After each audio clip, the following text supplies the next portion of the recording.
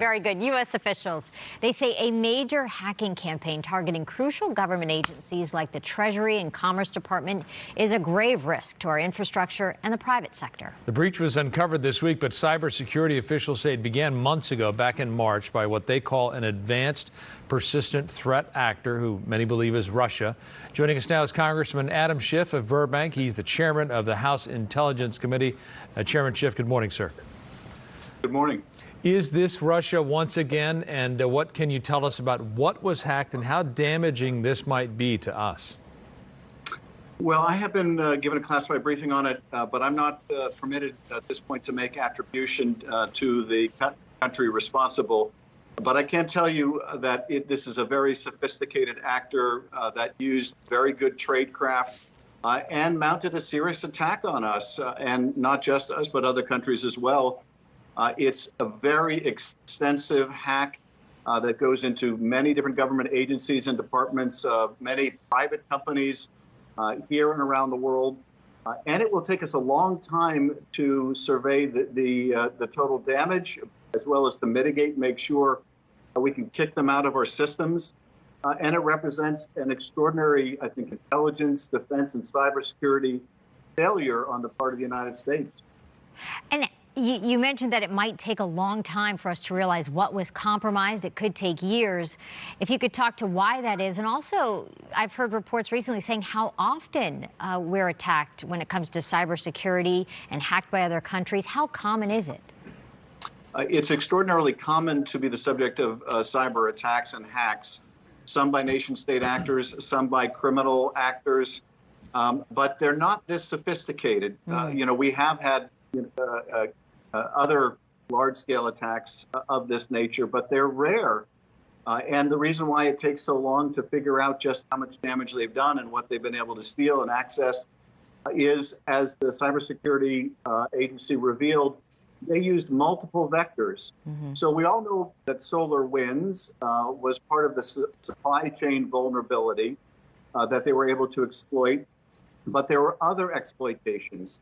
And so we're still trying to figure out, okay, what are all the different means this adversary used to get into these computer systems? How do we get them out? What have we been able through logging to determine that they stole or had access to? If you look at prior large attacks like this, China attacked OPM, the Office of Personal Management, for example, and stole the records of millions. It took a long time, months and years, to know the full extent of the damage, and we may not even now know the full extent of the damage. So this is going to be a long, hard project, and really underscores the importance of stepping up our deterrence and stepping up our defenses. Chairman Schiff, you had warned us that the delay in the peaceful transfer of power had put us at risk. Do you think there will be other attempts to exploit that vulnerability? Yes, that's very possible. Now, this particular attack originated months ago, goes back to March. So it didn't begin or end during the transition. But the fact that at some of these cyber agencies, President Trump has decapitated the leadership, like Chris Krebs, because that director had spoken truth to power. I had talked about the elections being secure and well conducted, and that was too much for the president to take. That does leave us vulnerable. That does mean that we are hampered in responding today. Will other nations take advantage of that? We have to be concerned that they will.